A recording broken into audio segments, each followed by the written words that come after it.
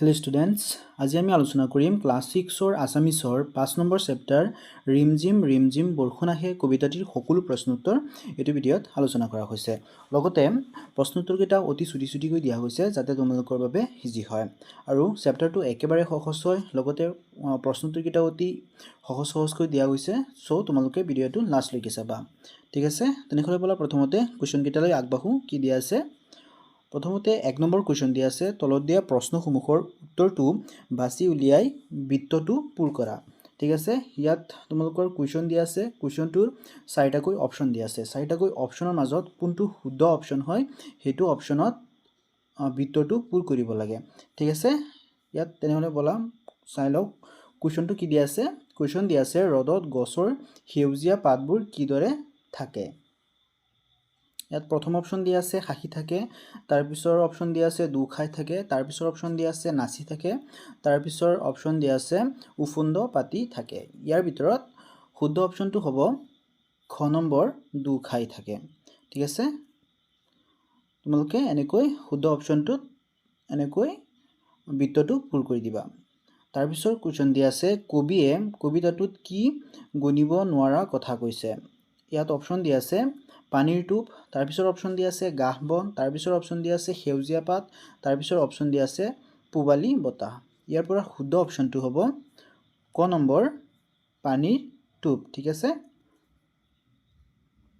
তাৰ পিছত 2 number question দিয়া আছে শব্দ অৰ্থ মিলাও আশা। ইয়াত প্ৰথমতে শব্দ দিয়া আছে আৰু আন্তঃগড়ত দিয়া আছে অৰ্থ। তাৰমানে শব্দকেইটাৰ অৰ্থকেইটা মিলাই লিখিব লাগে, আস্তানি মিলাব লাগে, বা তোমালোকে এনসাৰত উত্তৰত সমান চিন দিও লিখিব পাৰা। প্ৰথমতে দিয়া আছে দুখাই, এটো হ'ব বেকা হৈ মূৰ তল কৰি। তাৰ পিছৰটো আছে উফন্দ, তাৰ মানে ঠেক। তাৰ পিছৰটো আছে বাজলে, এটো হ'ব বাহিৰলৈ। তাৰ পিছৰটো আছে বাহে, এটো হ'ব উপঙে। ঠিক আছে, তোমালোকে কিতাপত চিন দি ল'ব পাৰা বা লিখি ল'ব পাৰা। তাৰ পিছত দিয়া আছে 3 নম্বৰ, তলত দিয়া প্ৰশ্নবোৰৰ উত্তৰ কোৱা আৰু লিখা। তাৰে ক নম্বৰ কুৱেশ্যনটো আছে, কবিয়ে পথাৰ আৰু গছৰ সেউজী পাতবোৰ ৰ'দত কেনেধৰণে থাকে বুলি কৈছে। উত্তৰ হ'ব পথাৰৰ ৰ'দত শুকাই থাকে আৰু গছৰ সেউজীয়া পাতবোৰ দুখাই থাকে বুলি কবিয়ে কৈছে। কবিয়ে কি কৈছে? কবিয়ে কৈছে যে সেউজীয়া পাতবোৰ দুখাই থাকে বুলি কৈছে। তাৰপিছত খ নম্বৰ কুৱেশ্যন দিয়া আছে, কবিয়ে পানীৰ টোপালবোৰ কিয় গণি শেষ কৰিব নোৱাৰো বুলি কৈছে। ইয়াৰ উত্তৰ হ'ব পানীৰ টোপালবোৰ বহুত বেছি হোৱাৰ বাবে গণি শেষ কৰিব নোৱাৰি। কিয়নো পানীৰ টোপাল বহুত বেছি আছিলে, সেইকাৰণে গণি শেষ কৰিব নোৱাৰি বুলি কবিয়ে কৈছিলে। তাৰপিছত আছে কবিয়ে কি গীত গাই শুনি ভাল পায়। কবিয়ে কি গীত শুনি ভাল পায় এইটো লিখিব লাগে। উত্তৰ হ'ব কবিয়ে ৰিমঝিম গীত শুনি ভাল পায়। তাৰপিছত কুৱেশ্যন আছে, কবিতাটোত কোনে কোনে হাঁহে উফন্দ পাতে আৰু চকু পানী টুকে বুলি কৈছে। উত্তৰ হ'ব কবিতাটোত গছ লতা গাহ বনে বিজুলীয়ে হাঁহে ডাৱৰে উফন্দ পাতে আৰু আকাশে চকু পানী টুকে বুলি কৈছে। ইয়াত কি কৈছে যে গছ লতা গাহ বন আৰু বিজুলীয়ে হাঁহে, এই তিনিটাই গছ লতা গাহ বন আৰু বিজুলীয়ে হাঁহে আৰু ডাৱৰে উফন্দ পাতে, তাৰ লগতে আকাশে চকু পানী টুকে বুলি কৈছে। তাৰপিছৰ কুৱেশ্যন দিয়া আছে, কবিয়ে কাগজৰ নাও কেতিয়া আৰু ক'ত মেলি দিয়ে। উত্তৰ হ'ব কবিয়ে বৰষুণ আঁতৰিলে বাহিৰলৈ ওলাই কাগজৰ নাও মেলি দিয়ে। কবিয়ে কেতিয়া কাগজৰ নাও মেলি দিয়ে? যেতিয়া নেকি বৰষুণ নাইকিয়া হৈ যায় তেতিয়া কবিয়ে কাগজৰ নাও মেলি দিয়ে। তাৰপিছৰ কুৱেশ্যন আছে 5 নম্বৰ, কবিয়ে কোনে ক'ত আৰু কি হৈ বাসে বুলি কৈছে। উত্তৰ হ'ব কবিয়ে কাগজৰ নাও নীলা আকাশত জোনটি হৈ বাসে বুলি কৈছে। তাৰপিছত 4 নম্বৰ কুৱেশ্যন দিয়া আছে, তলত দিয়া প্ৰশ্নসমূহৰ উত্তৰ বাছি উলিয়াই শব্দজালত গেৰ দিয়া আৰু লিখা। ইয়াত তোমালোকৰ কেইটামান শব্দ দিয়া আছে, এই শব্দত আৰু লগতে কেইটামান কুৱেশ্যন দিয়া আছে। এই কুৱেশ্যনৰ উত্তৰকেইটা এই শব্দকেইটাৰ পৰা লগ কৰি উত্তৰকেইটা উলিয়াব লাগে আৰু উলিয়াই এনেকৈ ৰাউণ্ড কৰিব লাগে, লগতে বাকচত উত্তৰকেইটা এনেকৈ লিখি ল'ব লাগে। ঠিক আছে, ইয়াত ক নম্বৰ কুৱেশ্যন দিয়া আছে, কবিয়ে কি বতাহে নাচি নাচি কথা পাতেহি বুলি কৈছে। উত্তৰটো হ'ব পূবালী। তাৰপিছৰটো আছে কবিয়ে পানীৰ টোপ কি কৰিব নোৱাৰো বুলি কৈছে। উত্তৰটো হ'ব গণিব নোৱাৰি বুলি কৈছে। ইয়াত দন্তীয়া ত আছে, তোমালোকে ব কৰি ল'বা। ঠিক আছে, এইটো হ'ব। ঠিক আছে, তাৰপিছৰটো দিয়া আছে কাৰ সেউজী পাত দুখাই থাকে। এইটো হ'ব গছৰ। তাৰপিছৰটো আছে কবিয়ে ৰিম জিম কৈ কি অহাৰ কথা কৈছে। এইটো হ'ব বৰষুণ। ঠিক আছে, এইটো হ'ব। তোমালোকে এইটো বাকচটো এনেকৈ ৰাউণ্ড কৰি দিবা। ঠিক আছে, তাৰপিছত 5 নম্বৰ কুৱেশ্যন দিয়া আছে তলত দিয়া কবিতাটোৰ স্তবকেইটা গদ্য ৰূপত লিখা আৰু পঢ়া। ইয়াত পদ্যৰ কেইটামান শাৰী দিয়া আছে, লগতে তাৰ নেক্সট বাকচত গদ্য ৰূপ লিখিবলৈ দিছে। যেনেকৈ উদাহৰণত দিয়া ধৰণে আমি বাকীকেইটা কৰিব লাগে। সো উদাহৰণত কি দিয়া আছে সেইটো প্ৰথমে পঢ়ি লওঁ, কিয়নো উদাহৰণো ইগনোৰ কৰিব নোৱাৰি, যদিও আমালোকক কৰিব দিয়া নাই, কিন্তু এইকেইটা পৰীক্ষাত আহিব পাৰে, উদাহৰণটো পৰীক্ষাত দিব পাৰে। তো ইয়াত পদ্যৰূপটো দিয়া আছে এটোপা দুটোপা কৰি বৰষুণ আহে গছলতা গাহ বনে মিচিকি খাখে। এইটোৰ গদ্যৰূপ হ'ব যেতিয়া এটুপ দুটুপকৈ বৰষুণ পৰে তেতিয়া গছলতা গাহ বন মিচিকিয়াই খাখে। অৰ্থাৎ বৰষুণৰ পানী পাই গছলতা গাহ বনবোৰ সজীৱ হৈ উঠে। ঠিক আছে, এনেকৈ বাকীকেইটা কৰিব লাগে। নেক্সটটো দিয়া আছে ইমান পানীৰ টোপ নোৱাৰো গণিব ভাল পাওঁ ৰিম জিম গীতহে শুনিব। এইটোৰ গদ্যৰূপটো হ'ব বৰষুণৰ টোপালবোৰ ইমান বেছি যে সিহঁতক গণিব নোৱাৰি। কবিয়ে ৰিম জিম বৰষুণ আহে গীত শুনি ভাল পায়। তাৰপিছৰটো দিয়া আছে বৰষুণ আঁতৰিলে বাজলে ওলাও মেলি দিওঁ নিজৰাত কাগজৰ নাও। এইটোৰ গদ্যৰূপটো হ'ব বৰষুণ আঁতৰাৰ পিছত কবিয়ে বাহিৰলৈ ওলাই মেলি নিজৰাত কাগজৰ নাও বাসে। ঠিক আছে, তাৰপিছত দিয়া আছে 6 নম্বৰ কবিতাটোৰ পৰা অন্তৰ্ধ্বনি মিল থকা শব্দবোৰ মিলাই লিখা। ইয়াত তোমালোকৰ দুটা দিয়া আছে, এফালে কিছুমান শব্দ দিয়া আছে, আনটোফালে আৰু কিছুমান শব্দ দিয়া আছে। এই শব্দকেইটাৰ অন্তৰ্ধ্বনি মিল থকা কেইটা এটাৰ লগত আনটো মিলাব লাগে। তো তোমালোকে সেইকেইটা কিতাপতে দাগ দি ল'ব পাৰা বা এনচাৰত লিখিব পাৰা। তো প্ৰথমতে দিয়া আছে শুকাই, এইটো হ'ব খাই। তাৰপিছতো দিয়া আছে আহে, তাৰপিছত এইটোৰ লগত হ'ব কথাহে। তাৰপিছতো দিয়া আছে গণিব, এইটো হ'ব শুনিব। তাৰপিছতো দিয়া আছে বতাহে, এইটোৰ লগত হ'ব হাঁহে। তাৰপিছতো দিয়া আছে অকণি, এইটো হ'ব গৰি। তাৰপিছতো দিয়া আছে ওলাও, এইটো হ'ব নাও। সো এইটো তোমালোকে একেবাৰে ইজি হয়, তোমালোকে এইটোৰ পৰা চাই কৰিব পাৰা। বা এইকেইটা কৰাৰ এটা টিপছ আছে, তোমালোকে এটা ট্ৰিক্স লগাই এইটো কৰিব পাৰা। যেনেকৈ তোমালোকে এইফালে চাব পাৰা যে লাষ্টৰ কোনটো ৱৰ্ড আছে এইটো চাব পাৰা। ঠিক আছে, কোনটো ৱৰ্ড লাষ্টত আছে। যেনেকৈ শুকাই আছে, ইয়াৰ লাষ্টত কি আছে, লাষ্টত আছে হৰ্ষই। ঠিক আছে, ঠিক নেক্সট ছাইডত তোমালোকে এইফালে চাব পাৰা ইয়াত লাষ্টত হৰ্ষই থকা কোনটো শব্দ আছে। সো এইফালে চালে তোমালোকে দেখিব পাৰিবা যে খাই, ইয়াত লাষ্টত হৰ্ষই আছে, তাৰমানে ইটোৰ লগত সিটোৰ অন্তৰ্ধ্বনি মিল আছে।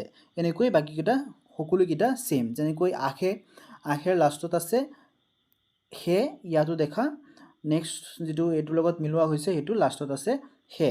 ঠিক আছে, তাৰপিছতো আছে গণিব, লাষ্টত আছে ব। ইয়াৰ পিছতো দেখা যিটোৰ লগত মিলোৱা হৈছে এইটোত আছে লাষ্টত আছে ব, শুনিব। ঠিক আছে, তাৰপিছতো আছে বতাহে, এইটোৰ লাষ্টত আছে হে। তাৰপিছত ইয়াতো চোৱা, তাৰপিছতো হাঁহে, ইয়াতো লাষ্টত আছে হে। ঠিক আছে, সেনেকৈ তোমালোকে ট্ৰিপছ লগাই কৰিব পাৰা। তাৰপিছত 7 নম্বৰ দিয়া আছে কবিতাটিৰ মূল ভাৱ কোৱা আৰু লিখা। কবিতাটোৰ মূল ভাৱ লিখিব লাগে। কবিতাটোৰ মূল ভাৱ কি এইটো লিখিব লাগে। ঠিক আছে, এইটো হ'ব উত্তৰটো হ'ব কবিতাটোৰ জৰিয়তে কবিয়ে বৰ্ষাকালৰ মনোৰম সৌন্দৰ্যৰ মাজত শৈশৱৰ ধেমালিৰ ছবি এখন প্ৰকাশ কৰিছে। খৰালি কালত বৰষুণৰ পৰিমাণ কম হয়। বৰষুণৰ অভাৱত গছ গছনিবোৰ নিস্তেজ হৈ পৰে, কিন্তু বাৰিষা কালৰ বৰষুণৰ ফলত চৌপাশে সেউজীয়া আৰু সজীৱ হৈ পৰে। নৈ বিল খাল ডুং আদি পানীৰে উপচি পৰে। কেতিয়াবা এই বৰষুণৰ পানী বাট পথৰ লগতে ঘৰৰ চোতালতো ভৰি পৰে। কণ কণ ল'ৰা ছোৱালীহঁতে কাগজৰ নাও সাজি এই পানীত উমলে। সংক্ষেপত এ কবিতাটোৰ মূল ভাৱ। তোমালোকে ইয়াৰ পৰা কবিতাটোৰ মূল ভাৱটো লিখি ল'বা। একেবাৰে ইজি হয়, একেবাৰে সৰুকৈ লিখি দিয়া আছে, তোমালোকে ইয়াৰ পৰা লিখি লৈ সহজতে শিকিব পাৰিবা। তাৰপিছত দিয়া আছে ৮ নম্বৰ কুৱেশ্যন, তলত দিয়া শব্দকেইটাৰ বিপৰীত অৰ্থ বুজোৱা শব্দবোৰ কবিতাটোৰ পৰা বাছি উলিয়াই লিখা। ইয়াত কেইটামান শব্দ দিয়া আছে, যেনেকৈ কান্দে, পাৰো, এনেকৈ কেইটামান শব্দ দিয়া আছে। এইকেইটাৰ শব্দৰ বিপৰীত অৰ্থ কবিতাটোৰ পৰাই লিখিব লাগে। ঠিক আছে, চ' প্ৰথমটো দিয়া আছে কান্দে, এইটোৰ বিপৰীত হ'ব শাসে। তাৰপিছৰটো দিয়া আছে পাৰো, বিপৰীত হ'ব নোৱাৰো। তাৰপিছৰটো আছে ডুবে, বিপৰীত হ'ব বাসে। জপাই, বিপৰীত হ'ব মেলি। আৰম্ভ, এইটোৰ বিপৰীত হ'ব শেষ। সোমাও, বিপৰীত হ'ব ওলাও। ঠিক আছে, তাৰপিছত ৯ নম্বৰ কুৱেশ্যন দিয়া আছে বাক্য ৰচনা কৰা। কেইটামান শব্দ দিয়া আছে, এইকেইটাৰে বাক্য ৰচনা কৰিব লাগে। প্ৰথমটো দি আছে পথাৰ, তাৰপিছতো আছে বৰষুণ, তাৰপিছতো আছে ডাৱৰ, তাৰপিছত আছে নিজৰা, তাৰপিছত আছে নাও। এইকেইটা বাক্যৰে এটা এটাকৈ বাক্য সাজিব লাগে। চ' তোমালোকে বাক্যকেইটা নিজে সাজিব পাৰা, কাৰণ বাক্য সাজা একেবাৰে ইজি হয়। তোমালোকে বাক্য চেষ্টা কৰিলে নিজে অতি সহজে সাজিব পাৰা বা ইয়াৰ পৰাও চাই চাই লিখিব পাৰা। প্ৰথমটো আছিলে পথাৰ, এইটো হ'ব পথাৰত গৰুবোৰে ঘাঁহ খাই আছে। তাৰপিছত আছে বৰষুণ, এইটো হ'ব বৰষুণৰ পানীত গছ লতাবোৰ সেউজীয়া হৈ পৰে। তাৰপিছতো আছে ডাৱৰ, এইটো হ'ব ডাৱৰে আকাশ ঢাকি ধৰিছে। তাৰপিছতো আছে নিজৰা, এইটো হ'ব বৰষুণৰ পানী নিজৰা হৈ বৈ আহিছে। তাৰপিছতো আছে নাও, এইটো হ'ব মই কাগজৰ নাও বনাই ভাল পাওঁ। ঠিক আছে, তাৰপিছত দিয়া আছে ১০ নম্বৰ পঢ়া আৰু লিখা। ইয়াত ক নম্বৰ দিয়া আছে তলত দিয়া পদ্য ফাঁকিত বাৰে বাৰে উচ্চাৰিত হোৱা ধ্বনিটো কি? ইয়াত এটা পদ্য দিয়া আছে, সেই পদ্যটোত বাৰে বাৰে উচ্চাৰিত হোৱা ধ্বনিটো লিখিব লাগে। ঠিক আছে, তোমালোকে কবিতাটো পঢ়িলেই গম পাবা যে কোনটো ধ্বনি বাৰে বাৰে উচ্চাৰিত হৈছে। চ' বগাকৈ বগলী বহলাই বহিছে, বলুকাত বিয়লি বেলা, বকুল বাগৰিছে ববচা বনতে, বুটলি বিলাবলৈ বলা। তো ইয়াত তোমালোকে এবাৰ পঢ়িলেই গম পাবা যে ইয়াত ব ধ্বনিটো বাৰে বাৰে দিয়া আছে, চ' উত্তৰটো হ'ব ব। ঠিক আছে, তাৰপিছতো আছে খ নম্বৰ তলত দিয়া পদ্য ফাঁকিত পুনৰাবৃত্তি হোৱা ধ্বনিটো লিখা। ইয়াতো পুনৰাবৃত্তি মানে আকৌ দিয়া হৈছে, যে এটা যিটো ধ্বনি ব্যৱহাৰ কৰা হৈছে নেক্সট টাইম, তেনেকুৱা ধ্বনিটো লিখিব লাগে। ঠিক আছে, ইয়াত আছে ইমান পানীৰ টোপ নোৱাৰো গণিব, ভাল পাওঁ ৰিম জিম গীত শেষ শুনিব। ইয়াত হ'ব ধ্বনিটো হ'ব ব। তোমালোকে দেখিবই পাইছা যে কুৱেশ্যনতে দিয়া আছে, পিংক কালাৰকৈ দিয়া আছে, এইকেইটাই আচলতে উত্তৰ হয়। ঠিক আছে, এনেকৈ তোমালোকে নেক্সটটো চাব পাৰা। নেক্সটটো দিয়া আছে শংকৰদেৱৰ পদ ফাঁকিত পুনৰাবৃত্তি হোৱা শব্দাংশটো লিখা।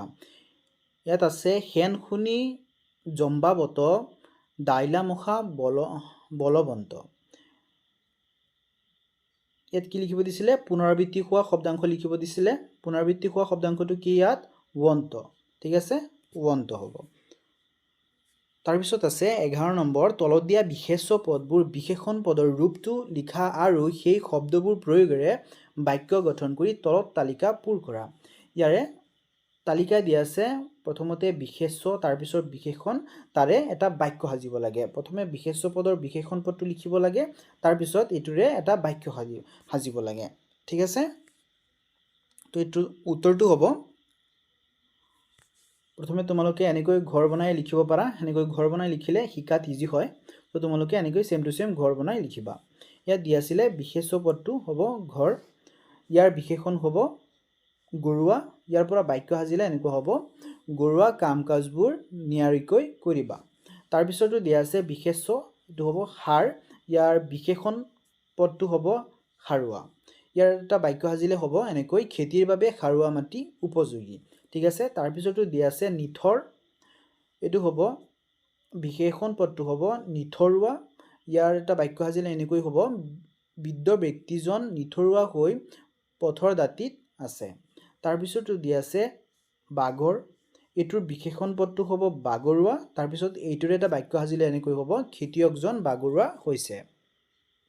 ঠিক আছে, তাৰপিছত দিয়া আছে জাবৰ, তোৰ বিশেষণ পদটো হ'ব জাবৰুৱা আৰু এইটোৰে এটা বাক্য সাজিলে এনেকৈ হ'ব ল'ৰা ছোৱালীবোৰে খেল পথাৰখন জাবৰুৱা কৰি তুলিছে। ইয়াৰ পৰা তোমালোকে বাক্যকেইটা যিকেইটা দিয়া আছে সাইডত তোমালোকে এইকেইটা নিজেও কৰিব পাৰা। ইয়াৰ বিশেষণ পদটো চাই তোমালোকে নিজে বনাই লিখিবলৈ চেষ্টা কৰিবা। ঠিক আছে, নিজে বনাই লিখিব চেষ্টা কৰিলে এইবোৰ শিকাৰ দৰকাৰ নহয়, তোমালোকৰ নিজৰ সময়ও বহুত ৰাহি হয়। তাৰপিছত দিয়া আছে জ্ঞান সম্প্ৰসাৰণ। ইয়াৰে 12 নম্বৰ আছে পঢ়া আৰু আবৃত্তি কৰা। ইয়াতে এটা কবিতা দিয়া আছে, কবিতাৰ নামটো হৈছে বসন্ত। তাৰে প্ৰথম শ্লোকত দিয়া আছে মালতী ফুলিল সেউতি উঠিল কেতেকী গা মুৰি দিলে খুৰীয়া কুলিয়ে গল কপাই গাই বননিৰ বাতৰি দিলে। তাৰপিছত আছে 2 নম্বৰ শ্লোকত বকুলে সিঁচিলে তৰা একোকণি মদাৰে খেলিলে ফাকু জ্যোতি ফুল জুপি নিশা এৰিছে পদুমে মেলিলে চকু। তাৰপিছত তৃতীয় শ্লোকত দিয়া আছে থুৰিত কৰবিয়ে হাঁচিছে মৌটুপি ভূমিয়ে মেলিলে চপা চৰাই হালধীয়া মৌ মতলীয়া উলটি কৰিলে কৃপা। ইয়াৰ লেখকটো হৈছে লক্ষ্মীনাথ বেজবৰুৱা। ঠিক আছে, তোমালোকে এইটো এবাৰ পঢ়িবা। ইয়াৰ কিছুমান এইটো কবিতাৰ পৰা কিছুমান কুৱেশ্যন দিয়া আছে, সেইকেইটাৰ উত্তৰকেইটা আমি কৰিম। তাৰে 13 নম্বৰ কুৱেশ্যন আছে ওপৰৰ কবিতা ফাঁকিত উল্লেখ থকা চৰাই আৰু ফুলৰ নাম লিখা। ওপৰত যিটো কবিতা দিয়া আছে তাত কিছুমান চৰাই আৰু ফুলৰ নাম দিয়া হৈছে, তাৰে এই চৰাই আৰু ফুলৰ নাম লিখিব লাগে। তো উত্তৰ হ'ব চৰাইকেইটাৰ নাম হ'ব কুলি, কুলি চৰাই, চৰাই হালধীয়া। তাৰপিছত ফুলৰ নাম হ'ব মালতী, সেউতি, কেতেকী, বকুল, মদাৰ, জ্যোতি, ফুলজুপি, পদুম, কৰবী, চপা। ঠিক আছে, এইকেইটা তোমালোকে ইয়াৰ পৰা চেম টু চেম লিখি ল'বা। তাৰপিছত 14 নম্বৰ দিয়া আছে দলত বাঘ হৈ তলত দিয়া শব্দসমূহ ব্যৱহাৰ কৰি একোটাকৈ কবিতা লিখিবলৈ যত্ন কৰা। ইয়াত কেইটামান শব্দ দিয়া আছে, আকাশ, পাহাৰ এনেকুৱা ধৰণৰ কেইটামান শব্দ দিয়া আছে, 8টামান শব্দ দিয়া আছে। এই শব্দকেইটাৰে এক্সট্ৰাকে কবিতা লিখিবলৈ তোমালোকক যত্ন কৰিবলৈ দিছে। চ' তোমালোকে যদি পাৰা তেনেহ'লে তোমালোকে নিজে কবিতা লিখিবলৈ চেষ্টা কৰিবা, বা তোমালোকে ইয়াৰ পৰা লিখিব পাৰা, বা ইয়াৰ পৰা চাই তোমালোকে এটা অনুমান কৰি ইয়াৰ পৰা এবাৰ পঢ়ি লৈ তাৰপিছত নিজে লিখিবলৈ চেষ্টা কৰিব পাৰা। তো প্ৰথম দিয়া আছিলে পখিলা, এইটো কবিতা সাজিলে এনেকৈ হ'ব পাৰে এজাক পখিলা উৰামৰা সপোন ফুলৰ পৰা আকাশলৈ বায়ুৰ উৰণ দৌকাত লখা নীৰৱ গান, দৌকাত লাখা নহয় এইটো লিখা হ'ব, দৌকাত লিখা নীৰৱ গান মৰমৰ পংখী উৰিলো জান। ঠিক আছে, তাৰপিছত দিয়া আছে বৰষুণ, এইটোৰ এটা কবিতা সাজিব লাগে। বৰষুণ আহে শব্দৰ নীৰৱতাৰে টিনৰ ছাতিত টুং টুং সুৰ ধাৰে সোঁতত ভিজে বতৰি পৃষ্ঠা আকাশে ক'ব লগা অসম্পূৰ্ণ বাণীখিনি লিখো। তাৰপিছত আছে 15 নম্বৰ কবিতাটোত থকা আৰু যিকেইটা বাকী ৰৈ গৈছে এইকেইটা তোমালোকে কৰিবৰ চেষ্টা কৰিবা। ঠিক আছে, আৰু যদি কৰিব নোৱাৰা তোমালোকে কমেণ্ট কৰিব পাৰা, যে নেক্সট ভিডিঅ'ত তোমালোকৰ বাবে এইকেইটা দিয়াৰো চেষ্টা কৰিম। ঠিক আছে, তাৰপিছত 15 নম্বৰ কুৱেশ্যনটো দিয়া আছে কবিতাটোত থকা এখন ছবিত ল'ৰা ছোৱালীবোৰৰ কাগজৰ নাও সাজি খেলি আছে। বৰষুণৰ বতৰত তোমালোকে কোনে কি কাম কৰি ভাল পোৱা তাৰ এখন তালিকা প্ৰস্তুত কৰা। চ' এইটো যিহেতু তোমালোকৰ কাম, তোমালোকে বৰষুণ আহিলে কোনে কি কাম কৰা এইকেইটা তোমালোকে নিজে কৰিব পাৰা। চ' তোমালোকে নিজে চেষ্টা কৰিবা। ঠিক আছে, তাৰপিছত দিয়া আছে 16 নম্বৰ দলত আলোচনা কৰি কোৱা। ক নম্বৰ কুৱেশ্যনটো আছে দুমুখা বৰষুণ আহিলে তুমি কি কৰা। চ' দুমুখা বৰষুণ আহিলে তোমালোকে কি কৰা, চ' তোমালোকে নিজে জানা, তোমালোকে নিজে লিখিব পাৰা, বা যদি তোমালোকৰ বাবে অলপ কষ্ট হৈছে তেনেহ'লে তোমালোকে ইয়াৰ পৰা লিখিব পাৰা। উত্তৰ দুমুখা বৰষুণ আহিলে মই ঘৰৰ ভিতৰত থাকোঁ, খিৰিকীৰ পৰা বৰষুণ চাওঁ, মাক দেউতাকৰ লগত কথা পাতোঁ বা কিতাপ পঢ়োঁ। ঠিক আছে, এইটো তোমালোকে নিজা যেনেকৈ লিখিব পাৰা তোমালোকে লিখিব পাৰিবা, বা ইয়াৰ পৰাও লিখিব পাৰা। এইকেইটা এক্সামৰ কাৰণে ইমান ইম্পৰ্টেণ্ট নহয়, চ' তোমালোকে যেনেকৈ পাৰা নিজে লিখিবৰ কাৰণে চেষ্টা কৰিবা। তাৰপিছতো আছে খ নম্বৰ শিল বৰষুণ পৰিলে তোমাৰ কেনে লাগে। উত্তৰটো হ'ব শিল বৰষুণ পৰিলে মোৰ ভয় লাগে, কাৰণ ডাঙৰ শিলবোৰে গছ গছনি বা গড়ৰ ছালত খুন্দা মাৰিব পাৰে। এইকেইটা ইয়াত লিখা হৈছে ভয় লাগে, কিন্তু কাৰোবাৰ হয়তো শিল বৰষুণ দেখিলে ভাল লাগে। চ' তোমালোকে নিজৰ যিটো মনোভাৱ হয় তোমালোকে নিজে লিখিবা, ঠিক আছে। তাৰপিছত দিয়া আছে গ নম্বৰ, বৰষুণ দিলে তোমাৰ চৌপাশৰ কি পৰিৱৰ্তন চকুত পৰে?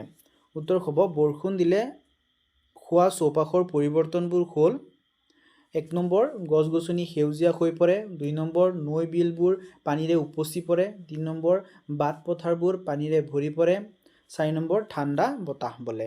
চ' বৰষুণৰ পাছত কি দেখিবলৈ পোৱা যায় তোমালোকে নিজে জানা, নিজে পৰিস্থিতিটো ফেচ কৰিছা, তো তোমালোকে নিজে যদি পাৰা নিজে বনাই লিখিবলৈ চেষ্টা কৰিবা। নিজে বনাই লিখিলে প্ৰশ্নোত্তৰ কৰাৰ কেপাবিলিটি নিজৰ ইনক্ৰিজ হয়। চ' তোমালোকে নিজে কৰিবৰ কাৰণে চেষ্টা কৰিবা। চ' এইখিনিতে তোমালোকৰ এইটো চেপ্টাৰৰ সকলো প্ৰশ্নোত্তৰবোৰ শেষ হৈছে। যদি ভিডিঅ'টো ভাল লাগিছে তেনেহ'লে লাইক, কমেণ্ট, শ্বেয়াৰ এটা কৰি যাবা আৰু চেনেলটো ছাবস্ক্ৰাইব কৰি ৰাখিবা।